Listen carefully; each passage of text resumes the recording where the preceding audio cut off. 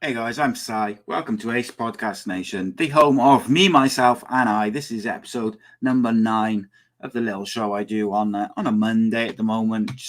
Just talking about any and everything. We are live, Facebook, YouTube, Twitter, of course, as usual. A.C.E Podcast Nation, as you all know now, home to many great shows and series featuring top guests, expert analysts, and more. And on that note, start recording my story this Thursday, so they'll be dropping soon, so look out for some promotional material regarding that series. Series 2 of that was really well received. Series 1 did pretty well as people have gone back and watched it, but Series 2 particularly did nice numbers, and people seem to give a lot of feedback to hearing people's stories in their own words, as it were.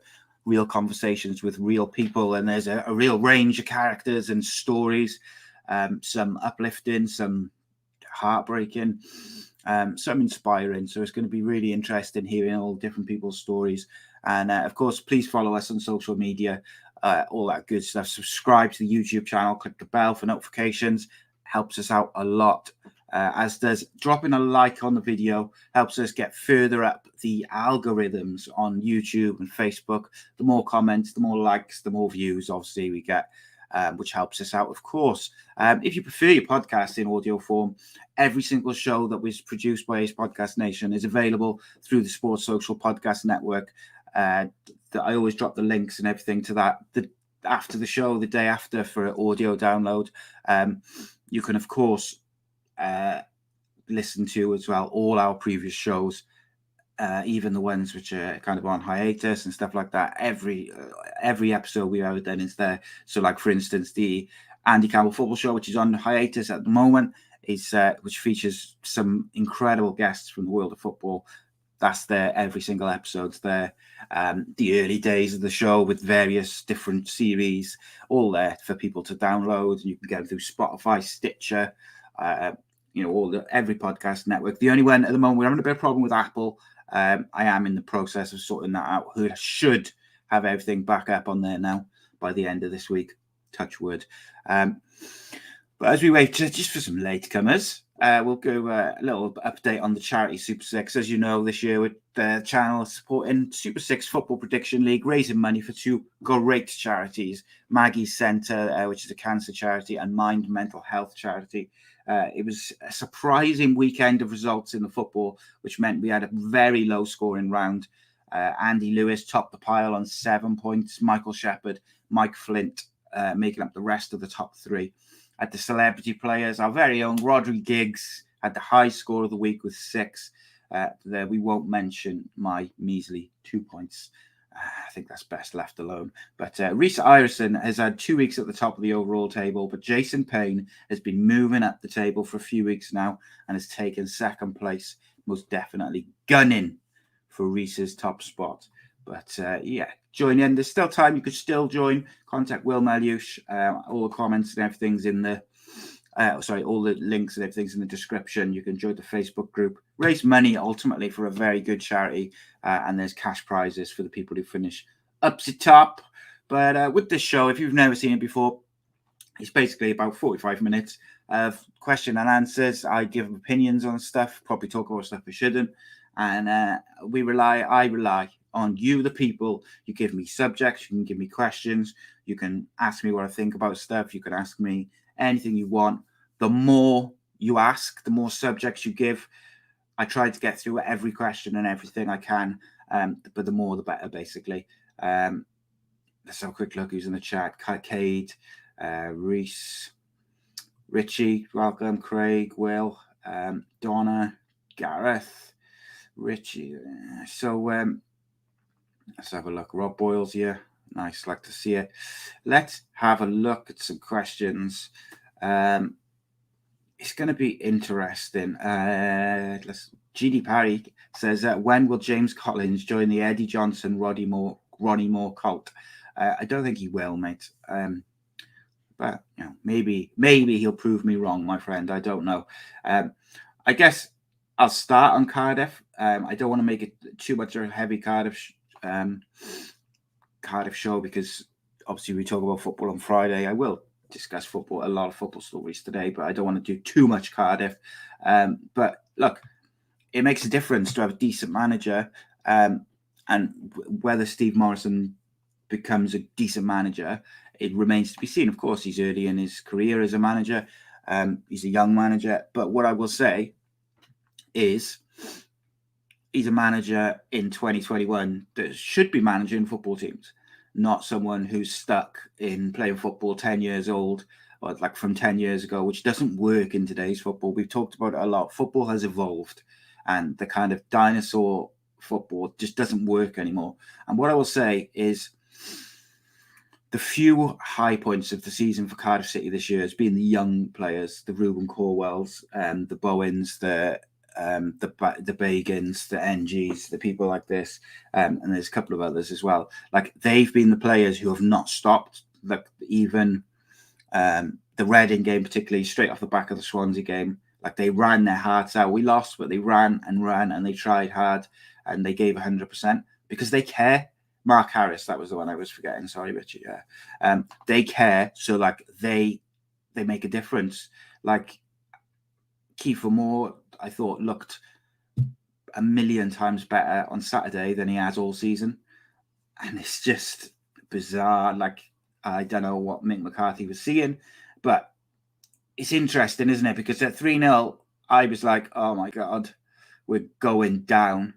And as football is such a weird sport that the second that first goal went in, everything changed. The atmosphere on the Stoke side, their fans started getting on the back a bit. The Cardiff fans got a lift. And, look, well, what a result. What a result. Sometimes a point can change everything, and it can change the whole perception of the club. Look, I do think Cardiff City have got a lot of problems on the pitch, off the pitch, etc. Of course they have.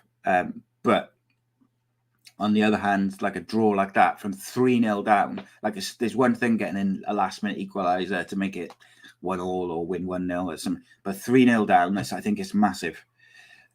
And I just think that is could be a big moment. We've got to move on. We've got to kick on from that, and I hope we can get a positive result this week to sort of do that. Donna says the only thing I don't like about Steve Morison is he looks like Neil Harris. Well, Neil Harris might be the manager before you know it, Donna, so it won't matter.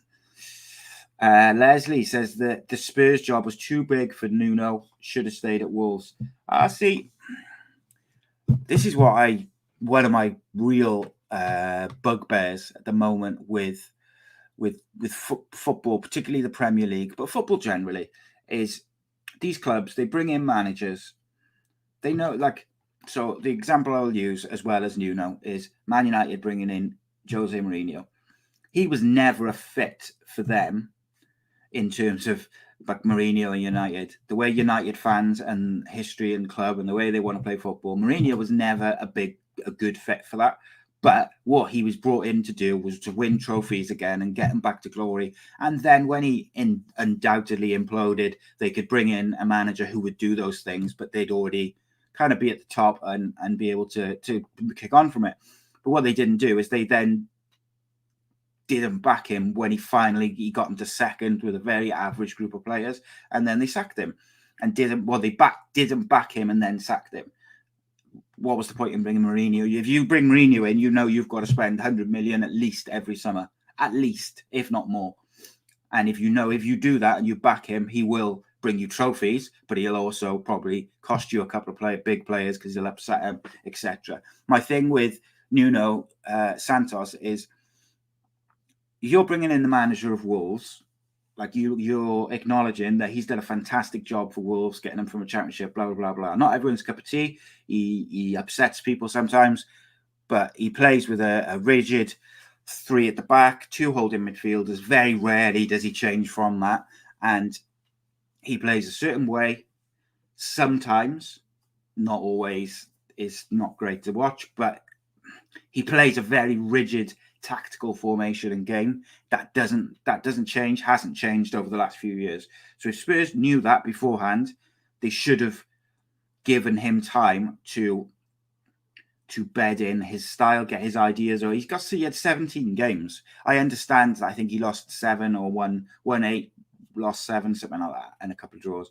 Like, But to me, managers, they just don't get the time they needed. Harry Kane, I'm going to talk about in a minute. I put some clips out of Rodri talking about Harry Kane, but we'll talk about it now. So Rodri, 2 weeks ago, 2 Fridays ago, Rodri kind of went off a little bit on Harry Kane. People saying how he's this professional, he's a true professional, he's a nice guy, blah, blah, blah, and all this. And Rodri kind of won out on that. He said he's the top professional, bullshit. He's down tools, sulking because he didn't get his move, and it's affecting Spurs, and he's not doing it for England. He's the England captain. And at the end of the day, Harry Kane has massively let down his Spurs teammates, his manager, and everyone at the club. I understand he's not the Spurs captain. I think Lloris is the captain, but he's a senior player. He's let them down massively. And I feel like when will football clubs and football fans finally hold the players responsible? Because it's always the manager who gets sacked. But like, those Spurs players have been absolute rubbish all season. Cardiff City players, apart from those handful I named of youth players who've come in, or young players who've come in, the rest of them have been pretty much disgraceful on and off all season. Their attitudes, their application, everything. Yes, you can blame Mick McCarthy's tactics. Yes, he was the wrong choice as a manager. That's down to the board. But those footballers have to take responsibility. Donna says that Harry Kane was hopeless at the Euros, but for some reason, people are like surprised now that he's not doing it. But the problem is, I don't think he was fully fit in the Euros. Now he stinks of a player who's sulking, and I don't like that at all. They earn a lot of money. I believe that the reason they've sacked Nuno now is because they think United are going to make a move for Conte, because there was rumours of that last week. The Solskjaer's obviously under pressure, regardless of what anyone says. And I believe that the reason they've got rid of him because they want to get Conte now, because they know United will probably give Solskjaer till January at least, in my opinion. So they thought, all right, we better if we want Conte, we've got to get him now. So I do think that, who was it? Someone made a really good point just now. It was Richie. Half the Wolves squad is Portuguese, which means, of course, for someone who predominantly doesn't speak English as first language, of course, it's easier to communicate with people and players and get your ideas across, and things don't get lost in translation with that. So it's easier to get your ideas, and maybe it's easier to galvanize footballers. Like if I'm manager and I've got a load of players who are like Cardiff born and Welsh, maybe I'd connect with them more and I'd be able to motivate them. I don't know. Ultimately, though, I think the Spurs board have jumped the gun a little bit. I feel like they should have let him have this season to get his players, and maybe he would have signed a couple of Portuguese players. Maybe he would have signed a couple of Wolves players in January. I feel like he's been let down a lot through the players, and I think we're seeing this more and more. And I'd like to think eventually there's going to be this breaking point where the fans of football generally are kind of going to get sick of this shit and sick of players costing managers their jobs constantly with bad attitudes and everything, which goes with it, whilst earning thousands and thousands of pounds a week, whilst having a lifestyle that most people dream of, whilst, let's be honest, quite often working half a day and then having the rest of the day to do whatever they want. I think people are sick of it, and I'd like to think that eventually the fans as a whole will kind of let the players know that, because there's too many players coasting on reputation. And I could name a few players for each club. Richie says communication and understanding is really important. Yeah, of course it is. It's massively important. Like you look at Son last year, and I just noticed a few people, GD Parry and Lorna mentioned it. Son in the last, probably I'd say even the last 3 years, has been exceptional. In my opinion, has been far better than Harry Kane. And I think I said on one of the shows last year, if you gave me a choice to sign Son or Kane, it wouldn't be like, I'd definitely go for Kane, because I think Son gives you more all round, and I also think he can play as a striker. But But because Son fired them to the Champions League final, and then Kane walks back into the final, and all momentum's kind of lost, like GD Parry said there. And Craig said that he has an injury every season. He hasn't fully recovered. So Craig says that he's changed the way he's playing, and he's not playing as a striker anymore. But I agree with you, because he's dropping so deep. There was a point against Manchester United before, I think it was at 1-0, might have even been 0-0, and Harry Kane was playing like holding midfield, but also the other forward player was dropping deep because he was a number 10, and they kind of looked forward for a run, and there was no one there because they were in midfield. And like Harry Kane's there, like Harry Kane is a number 9. He's a striker. That's where he needs to be, in between. He should be doing what Ronaldo is doing in terms of staying in between the goalposts and getting in the box to score goals, because that's what he's there for. Son is there to do the running, or the various other players that Spurs have got in and around him. Not having it. Reece says it doesn't help though, Si. In Europe, he played players who hadn't played this season and expected them to be match sharp. He makes strange tactical decisions, more off on the weekend. There's bigger issues than that, though, in Spurs. I do feel for Nuno, and he hasn't helped himself. I agree with you, mate. 100% he hasn't helped himself. I'm just kind of sick of clubs blaming the manager very quickly. Like 17 games in a big club like Spurs, and I think we'll all agree that before he came in, Spurs is a big job, but also it's a big job. Like there was a lot of work that needed doing. It needed some players in, some players out. It kind of the team needed a bit of a restructure, and I'm fed up of it. Daniel Levy, I think a few years back, I rated him as an owner because I thought he was very shrewd.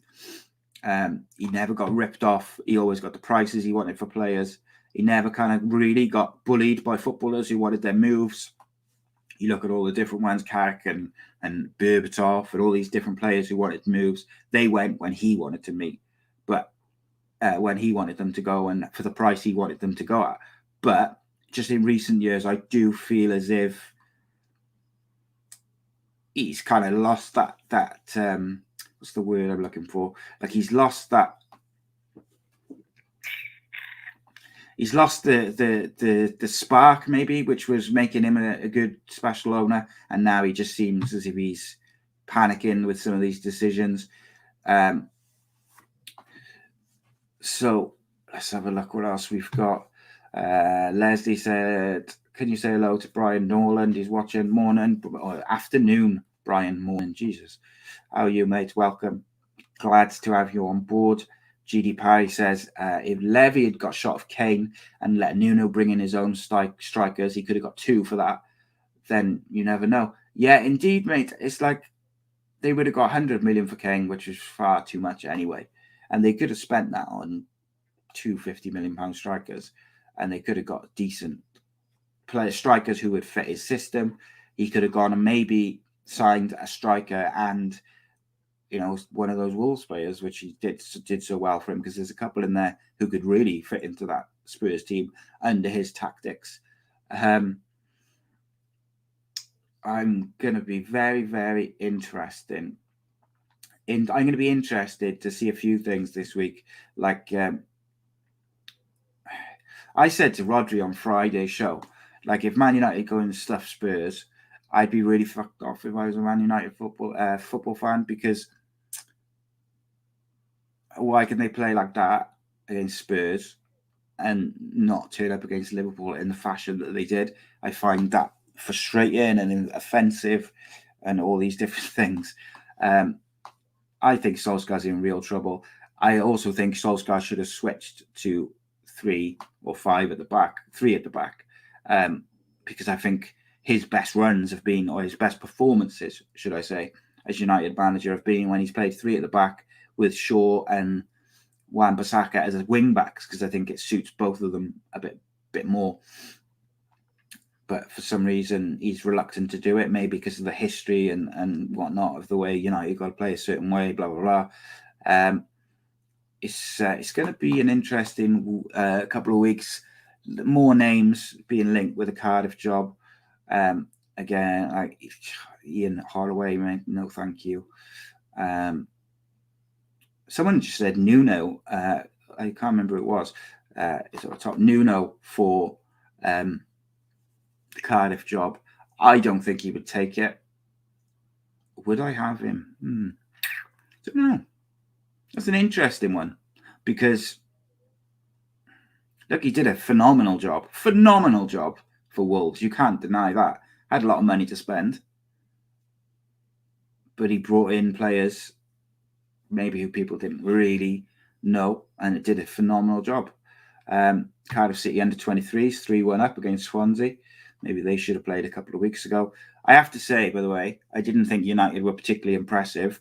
The one or the two differences I thought there were, one, since Cavani has been signed, whenever he plays, they just look better because he works, he presses, he hurries defenders, he runs in behind, he chases everything.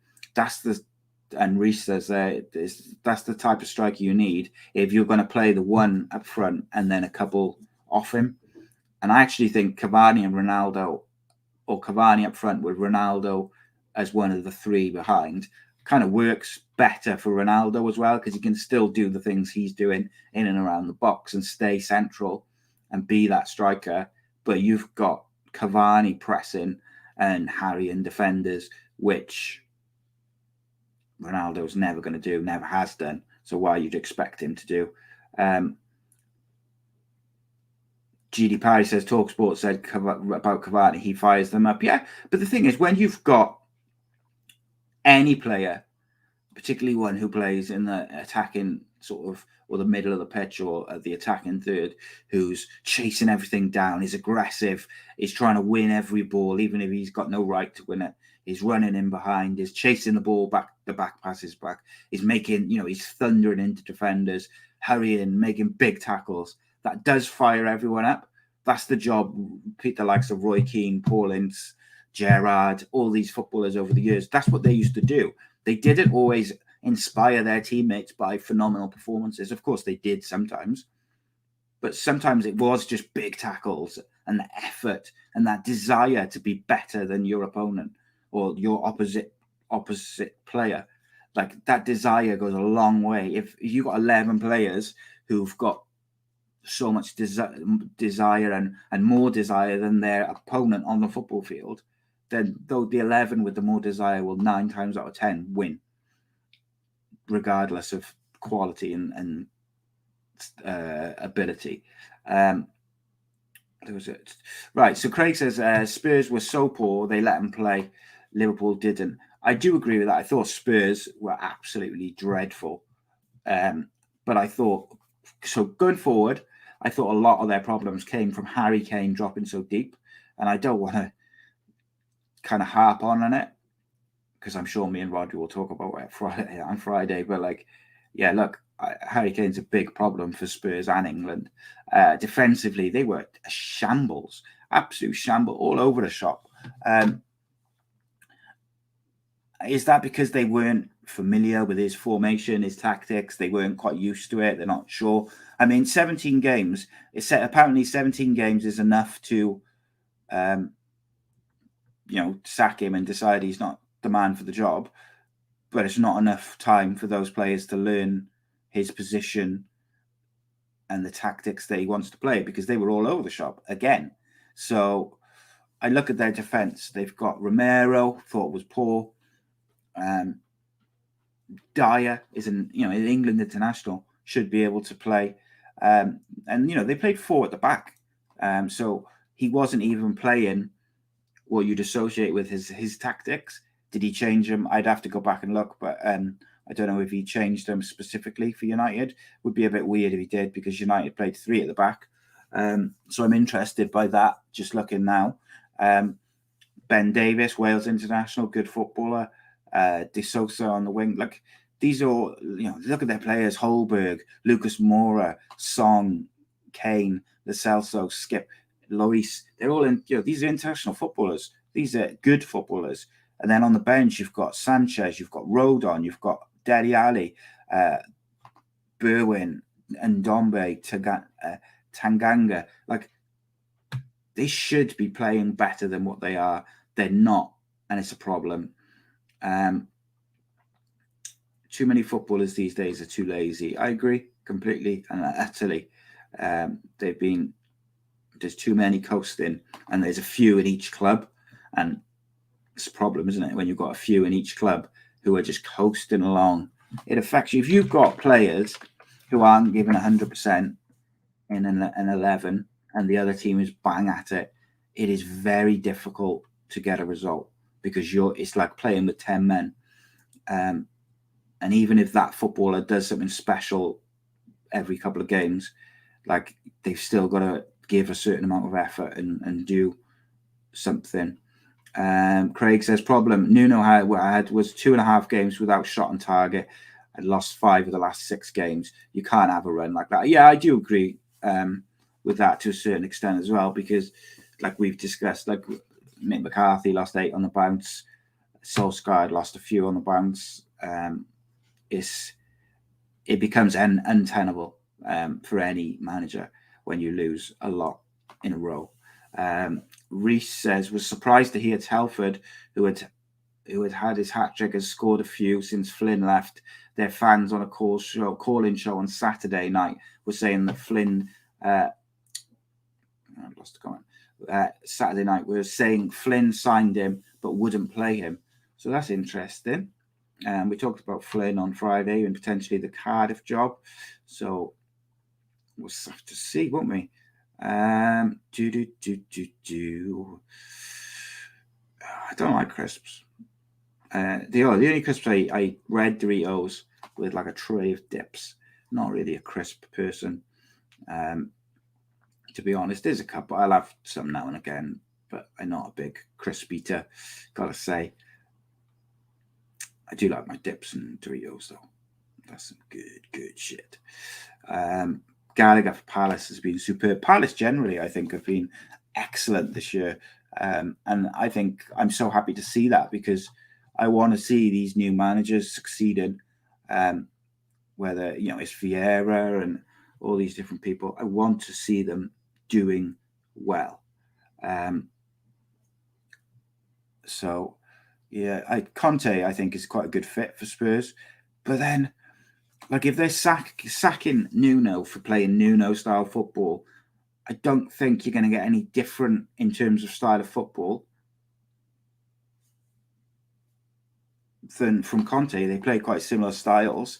You could argue Conte's probably got a bit more about him tactically and manager-wise, I think, as well. But style of football, I think they're quite similar. Rangers doing well, I noticed on the weekend. And I'll have a look at the Scottish Prem now and have a look who's doing well. David Moyes, yeah. What a job he is doing for West Ham.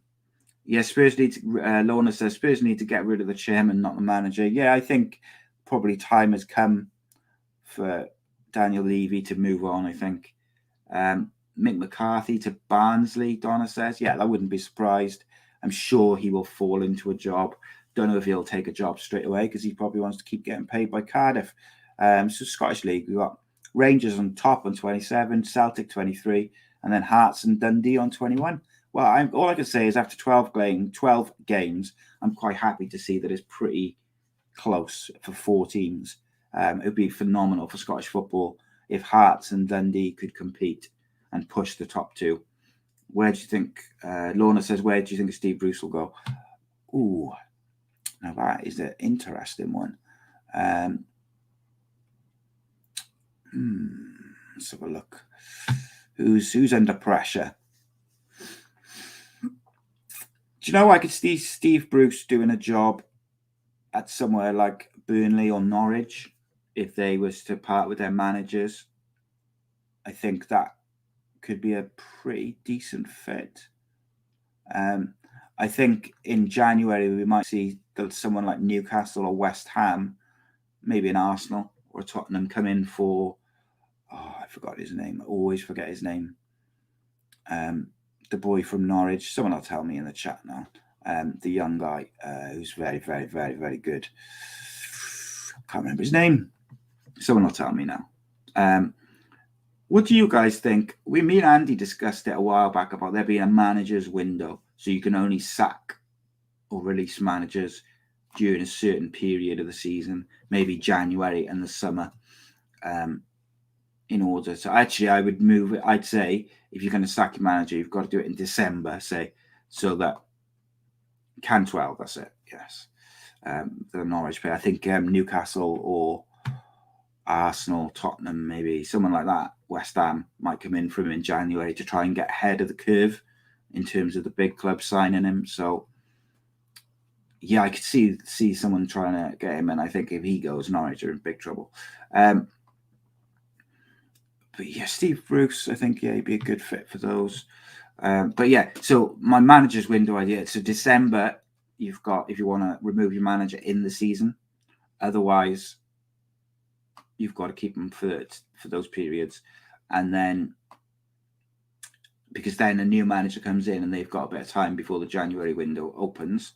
P45 for Christmas, Craig. Bang on, mate. But just from a business point of view, it gives them time to set up before January. And then in the summer, because I think it causes issues when a manager's under pressure. They can't, managers are not getting the time to implement their ideas before they're sacked. So if a couple of players don't take to the new manager straight away and they cause a bit of an issue or they don't give 100%, a manager can lose his job before he's even got his feet under the table. And I just fed up with it. Managers need time, especially if it's a big project. And I think Spurs is a big project. And you need time to fix that. Ancelotti going to Spurs or United. I don't think he'll go to Spurs. I think, why would you go from Madrid to Spurs? Maybe if United sack Solskjaer, that would probably, I would imagine, he'd be on their list. So it'd kind of be interesting if United, as some papers reported last week, have got ideas for Conte to be Solskjaer's replacement. Does the fact that Spurs have sacked their manager change the way they look at it? I don't think so. I think from the people I've spoken to who are kind of very deeply ingrained within the club and around it, they all seem to say that he'd only get sacked if they, get pied against Man City and have a really couple of bad results. I think the Atlanta games are important tomorrow because they weren't very good against Atlanta, but they just managed to sort of squeeze a result out. I think that could be more of an undoing than the Man City game in many ways, because Man City, anyone can lose to them on their day. So, as long as you don't get pied 6-0. Leslie, Conte's, and it says, and Conte's another trend, cast-offs. Yeah, I said, I don't think Conte's necessarily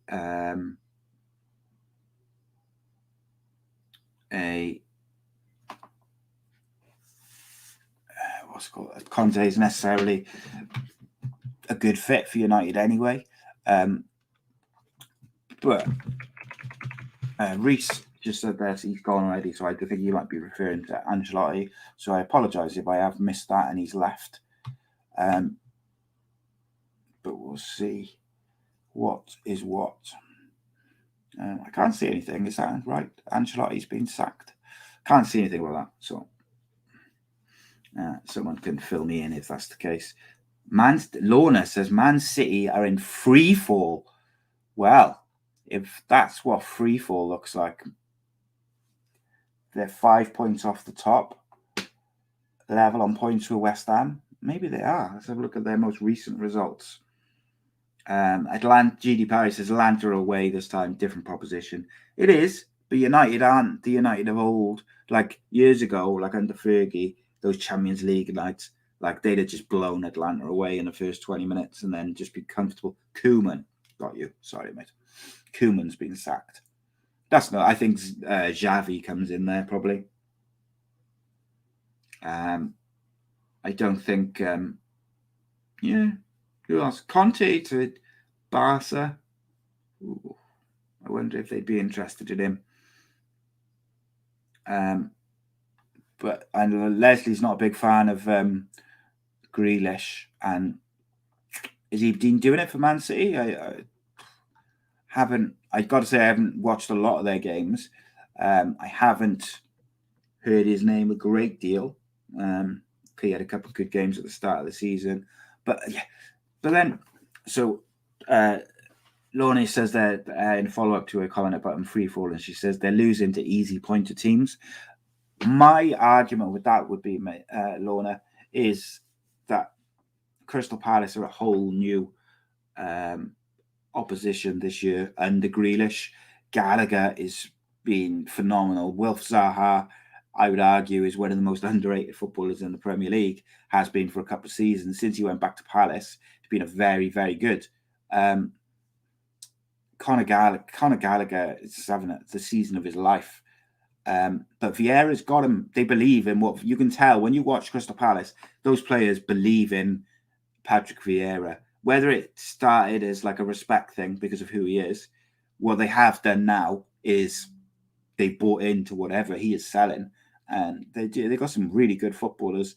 They got some experience in there as well, which I think helps. Like the likes of Benteke, Schlupp, Ayew. They've all been around the block. Anderson, Quixote. They've been around the block a little bit. They know the score. They know what's going on.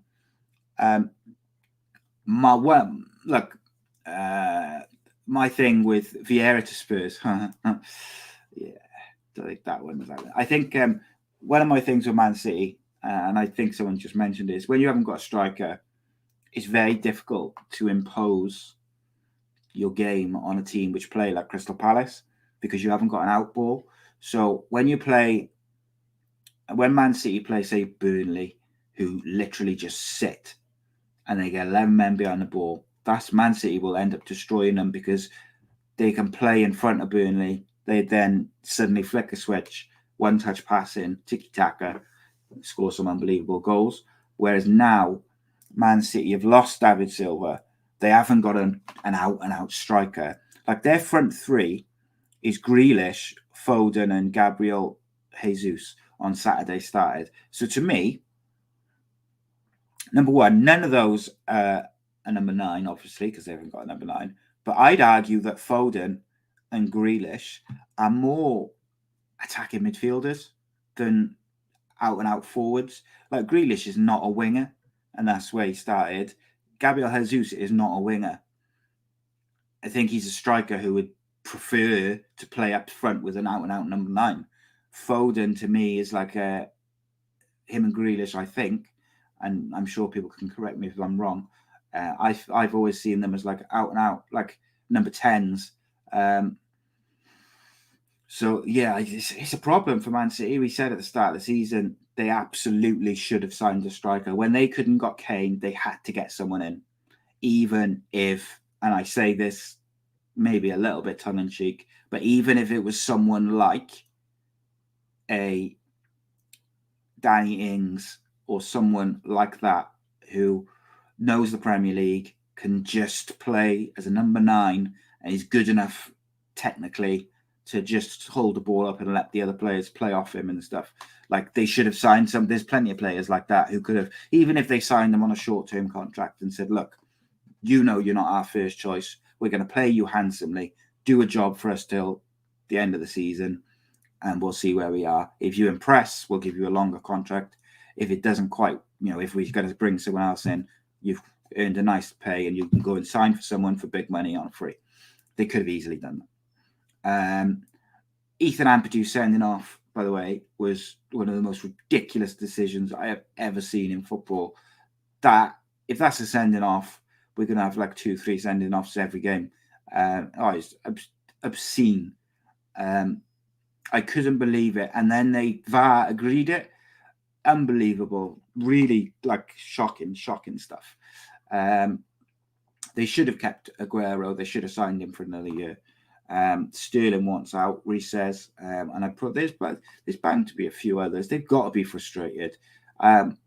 Leslie says they're going to get knocked out by West Ham of the Cup. Yeah, I would not be surprised. West Ham are on fire. And I wonder if Jesse Lingard signs a pre-contract with West Ham in the summer, in January. because his contract's up. Although I actually think he'll end up going to Newcastle because they'll pay him royally. So get your questions in and stuff now, guys and girls. Anything you want to answer, anything you want to know. Big shout out to our very own Mr. Andy Campbell. Middlesbrough women picked up a good win against Hull yesterday. And slowly but surely things...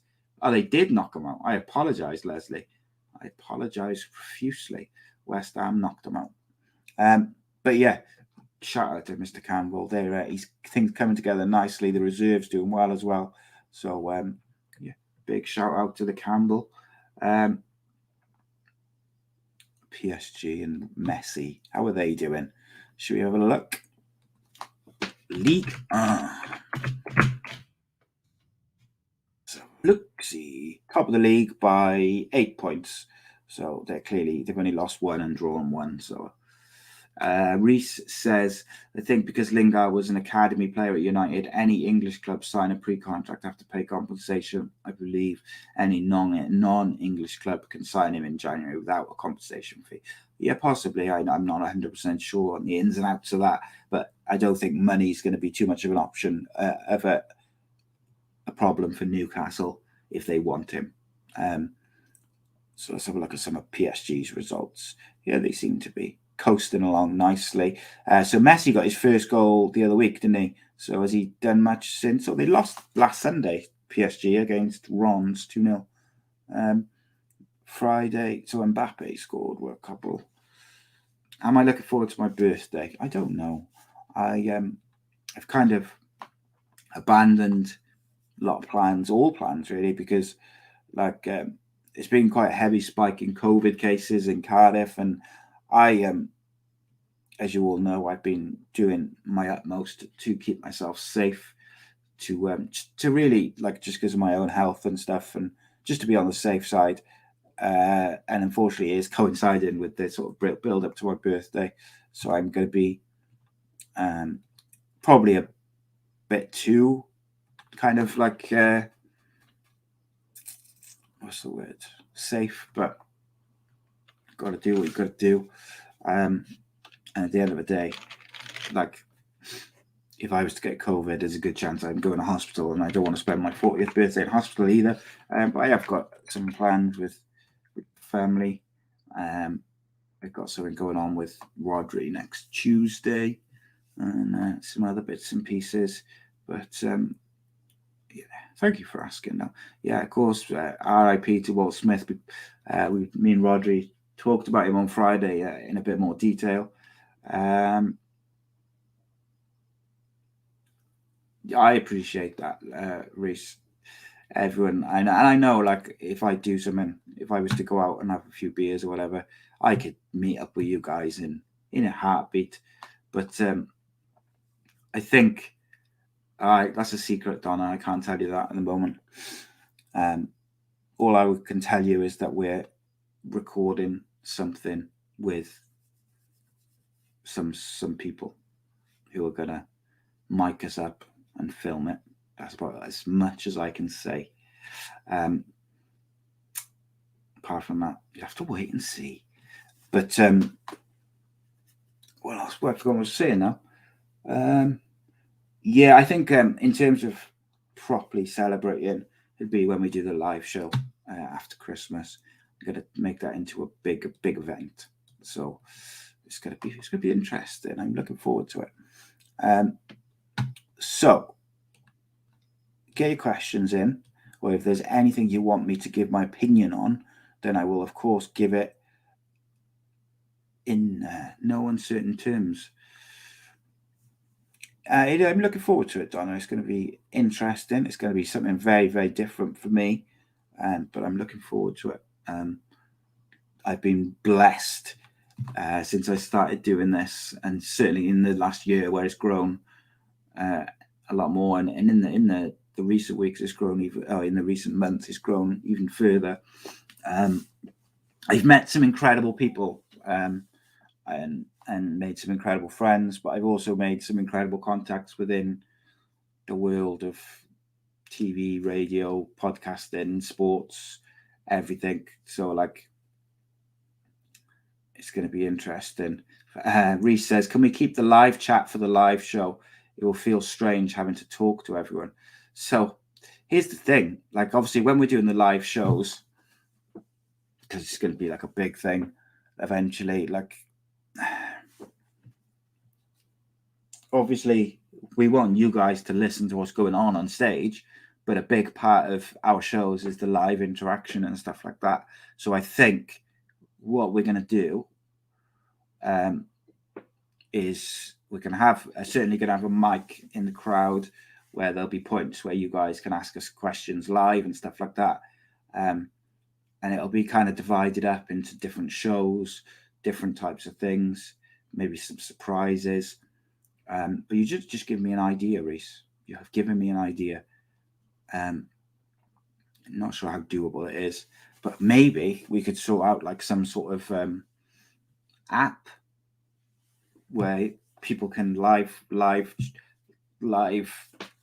sort of chat within the show, and we can have a big screen. And Donna's just said big screen as well. But I'd have to look into the logistics of it and stuff. And like, as you know, I was planning on doing a very small thing in November with a couple of the shows, and then kind of doing a bigger one next year. So I think next year it might end up being a bit bigger than what it was. But we'll see. We'll see how we go. How would you guys feel about an A.C.E Podcast Nation app, by the way? Because I have literally people contact me at least 3 times a week saying, would you like us to design an app for your channel and podcast? So it would be interesting to see. And obviously, as we, in the long term, if we move to things like studio and stuff like that, we have to have a producer or someone off camera who can Google stuff, who can help us out with stats and figures and look at live chats and things like that. So how would that work? So I'm kind of riffing off the top of my head, but I'm assuming it depends how you do it. But I mean, if you download an app, you could have all the shows through that to watch or to listen to, and maybe there's like exclusive behind the scenes content and stuff. You could have the members only section on the app as well for the Patreon stuff as well. So it's all basically all be like accessed all in one. So like I think the Sidemen, if you know who they are, they've got something called the Sidemen Plus, which is basically like their own little pay thing. But I'm not looking at that. I'm talking about just having an app which integrates everything into one, and then you can also access the members own, like the Patreon and stuff through it. You can access and you like link your social medias and everything together. So it's all in one app. I don't know. I don't even know if that's feasible. Just something which I just thought of there. But I get people contacting me all the time about different things and apps and websites and stuff. I think like my eyes are on sorting out a studio, I got to be honest. But there's also the other side of things, like I think it's weird. Like I want to get a studio sorted. That's like my next. That's my thing, which is like I'm focused on. But of course, you need a website, and there's all lots of different stuff. Which side then? There we go. It's coming soon. Let's go. I've got to go now. Anyway, I'm not feeling very well myself. Feeling rough. Yeah, cheers for joining us, Kate. I appreciate it, my friend. Go and get yourself off to bed. Hope your father's doing well, mate. Just kind of get yourself nice and sorted.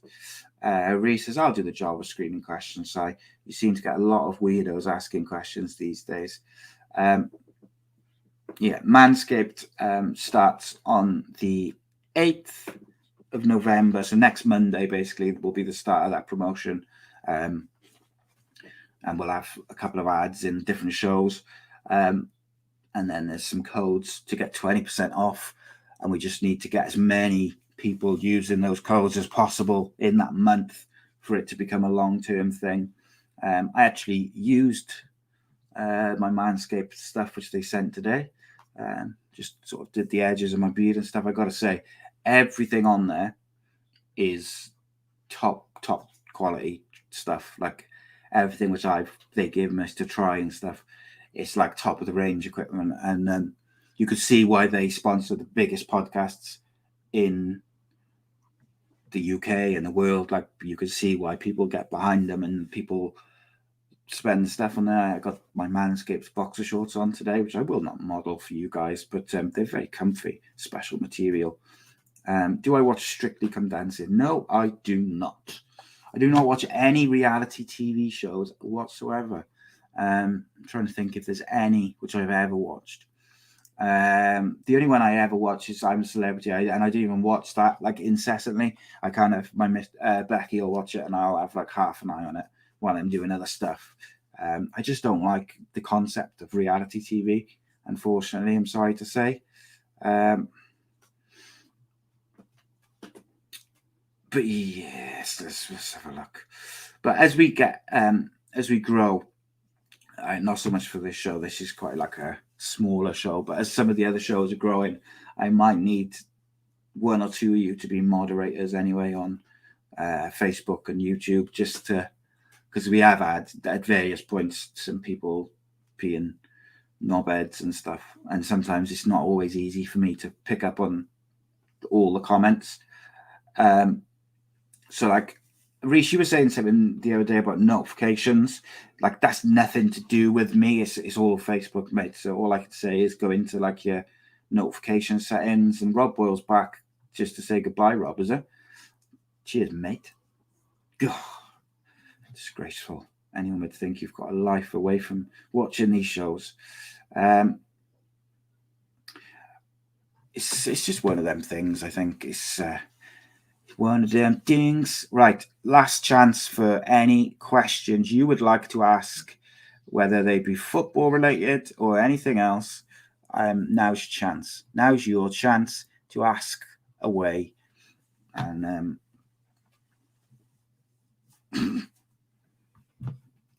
what else we got? Yes, Reece says, yeah, I still keep getting notifications saying it's my video and people like it. Yeah, I don't know, mate. I honestly, the only other thing I could say is perhaps to like message them and see message Facebook or something, see what goes on. What else we got?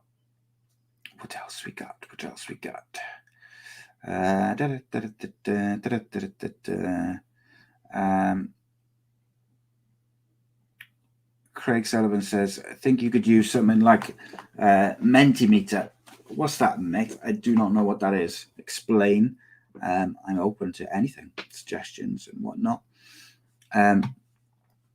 But yeah, if you know of any kind of local businesses who might be interested in sponsoring our various podcasts, please do get them to contact us, email us. We're always looking for sponsorship, brand deals, things like that, which, that's the things which keep us going, which help us to grow and to keep the shows and the channel up and running and finance us. So like if local businesses, any businesses really, corporations, whatever, who want to promote something, their products or whatnot, sponsorships and brand deals, their emails coming across the bottom of your screen now, and you can get involved. We're always looking for the right partners with the right companies. It's got to be right for both. There's been a couple who've approached me and I've been don't think we've got the same ideology and things like that. So we'll have to see. Would I get Vincent's hand on board, mate? Oh, yeah. Don't think that'll happen somehow, but you never know. We'll see. We will see. Donna, you've had a long anniversary. It's your anniversary today, Donna, is it? Well, happy anniversary to you. What do I think Cardiff score will be on Wednesday night against QPR? Is it home or away? Cardiff home or away. Cardiff City 2-0. There we go. I haven't had a positive. Mentimeter is where you can run questions through a presentation and people could tick up questions, so it helps to screen the questions to answer. Okay. I'll have to look into that. One thing I did, someone contacted me to ask me if I would be what's the word they used?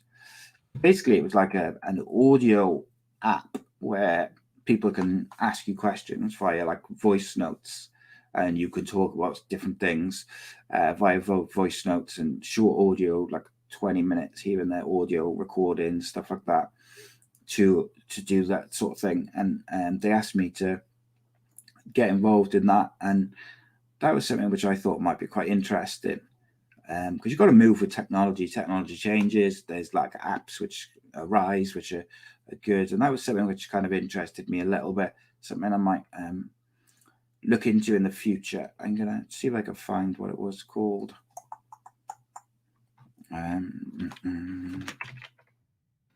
See if we can find it through my millions of emails. Lots of people asking me, do you want an app, mate? Do you want a website, mate? There's lots of these things. So they've had a couple. We've had one called Football Fan Limited who'd like us to join their app with various football content on, which I'm still looking into. They have over 10 million engagements. So that's interesting. Might have a look at that. So if you guys want to do some investigating for me, it's called what did I say? The Football Fan app. What did I say? Yeah, Football Fan Limited or something like that. I can't find the email anyway, but I will try and dig that out and maybe tell you a bit more about that next week and see what is good. Now it's 1-0 to Wolves. There we go. It's your A.C.E Podcast Nation follower anniversary. There we go. Have you done your Super 6? You would know, Cardiff home. I have not done my Super 6 for the midweek yet. Thank you for reminding me. Leslie Coates, 3-1 to QPR. Good grief. Donna, I'll talk about Wrexham a bit more on Friday because there's a couple of questions I want to put to Rodri. So I'm going to swerve that one. OnlyFans sponsor. Happy to take one for the team and provide the pics. Mate, if you remember a while back, me and Andy had a bit of a barney about OnlyFans, didn't we? About that female footballer who was doing that sort of content, and she was getting absolute pelters from people. And I kind of said, people need to get with the times. If that's what she wants to do and she's not being forced to do it, then leave her alone. It's private. You've got to pay for the content. She's entitled to it. It's her body, blah, blah, blah. And also that OnlyFans doesn't have to be like things of a naked or adult nature. It can just be behind the scenes vlogs and pictures. It doesn't have to be that type of thing. Yeah, thanks for bringing that up, Rob. But look, I interestingly, I had a similar conversation with my wife yesterday because someone off Hollyoaks has got a OnlyFans or opened an OnlyFans, and she's getting loads of abuse of people, and now Hollyoaks have like summoned her to a meeting, and I'm like, what is wrong with people? Like, leave it. Like, and my criticism with that, by the way, is Channel 4 and Hollyoaks are very happy to send those girls to FHM and Maxim and all these different places to like just literally pose in their underwear. So why the hell should they be criticized for doing it? And it's because they're finding out they get the money from it instead of it going to Channel 4 and all these different other, like, they're monetizing it themselves instead of going through their agent, all the agencies and stuff. I think people need to get a grip big time. Reese says, I won't be a Friday's podcast. I'm in London, 99p a pint in England, so you can't see me being able to make that. Well, you be careful, my friend. 99p a pint, it could be brutal. What else we got? It doesn't matter if Cardiff are home or away, mate. Either way, we are rubbish, Leslie. So Rob Boyle's going to get on OnlyFans, and he's going to sort it out for us. He can raise money that way. Good effort, Rob. Taking one for the team. I like it. Right. I think that's it. I think we're done. Okay. I'll answer that question very quickly. Gaz said, what's your long-term plans for A.C.E Podcast Nation? So, like, ultimately, long-term, what I would like to do, and I years away potentially, is I'd like to have like a big building, A.C.E Podcast Nation HQ, with several like radio podcast studios, maybe a TV studio with a big huge green screen which can be hired out, and we do various shows, not just me but other shows and other content, and we sign other podcasts and stuff with stuff like that. That would be an amazing thing. In terms of the shorter term, I want to get a studio, website, apps, stuff, utilize technology, and just grow organically as we have, and just kind of keep going and going and going. But you should have some news this week in terms of the ongoing schedule and stuff. One last question from me. What did you guys think of the championship show last Monday? That like kind of having a few callers and stuff on and talking about the championship that way with just me. What did you guys think of that? Do you think it's a good idea? Do you think it's something that we could do in the future as a more regular feature? I'd be interested, as always, to hear your feedback. But I also recorded the first episode of my story on Thursday, so do look out for that series. It's coming soon. I will be back live on Friday with Rodri. Spread the word, tell your friends, all that good stuff. And if you missed the fight show last night, you can download it. I'm going to be putting the link and everything out in a bit. Spread the word. Spread the word. Spread the word. There's always more stuff coming.